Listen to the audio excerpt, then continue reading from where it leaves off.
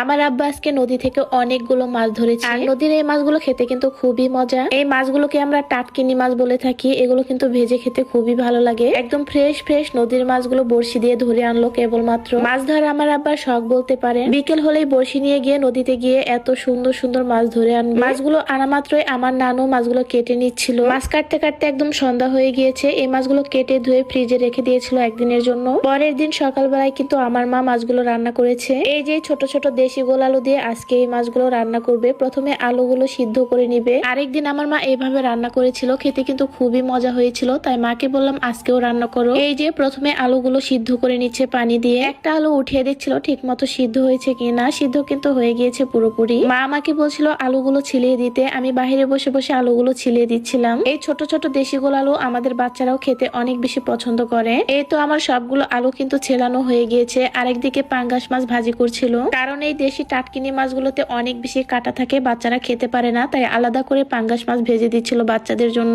এরপরে এই মাছগুলো হলুদ মরিচ লবণ দিয়ে ভালো করে মাখিয়ে ভেজে নিচ্ছিল কড়াইতে। এই মাছগুলো কিন্তু ভেজে রান্না করলেই খেতে বেশি ভালো লাগে। এই তো কিছুক্ষণ সময় নিয়ে সবগুলো মাছই কিন্তু ভেজে নিয়েছে, তবে খুব বেশি ভাজেনি, হালকা করে ভেজে নিয়েছে। এরপরে মাছগুলো একটা বাটিতে নামিয়ে নিচ্ছিল। এরপরে কড়াইতে দিয়ে দিল পেঁয়াজ, অল্প একটু সয়াবিন তেল। অনেকেই বলছিলেন আপনারা কি তেল কম খান। আসলে আমরা তেল খুব একটা বেশিও খাই না, আবার কমও খাই না, মিডিয়াম খাই। যাই হোক, এরপরে আস্ত জিরা ফোড়ন দিয়ে দিল। এরপরে কেটে রাখা কাঁচামরিচ গুলো দিয়ে দিল। এবার কিছুক্ষণ ভেজে নিবে। মশলাগুলো যেন পুড়ে না যায় তাই অল্প একটু পানি দিয়েছে। এরপরে পরিমাপ মতো লবণ, হলুদ গুঁড়ো, মরিচ গুঁড়ো, ধনিয়া গুঁড়ো সবকিছু দিয়ে মশলাটা কিছুক্ষণ সময় নিয়ে কষিয়ে নিবে। মাঝে মাঝে আমার মা হাতে মাখিয়ে রান্না করে, আবার মাঝে মাঝে এরকম মশলাগুলো কষিয়ে নিয়ে রান্না করে। মশলাগুলো কষানো হয়ে গেলে এর মধ্যে দিয়ে দিল ছিলে রাখা আলুগুলো। এবার আলুগুলো কিছুক্ষণ সময় নিয়ে নেড়ে চেড়ে কষিয়ে নিবে। আলু কিন্তু কষানো হয়ে গিয়েছে। এর মধ্যে দিয়ে দিল মাছ। এরপরে পানি দিয়ে ঝোল দিয়ে দিল।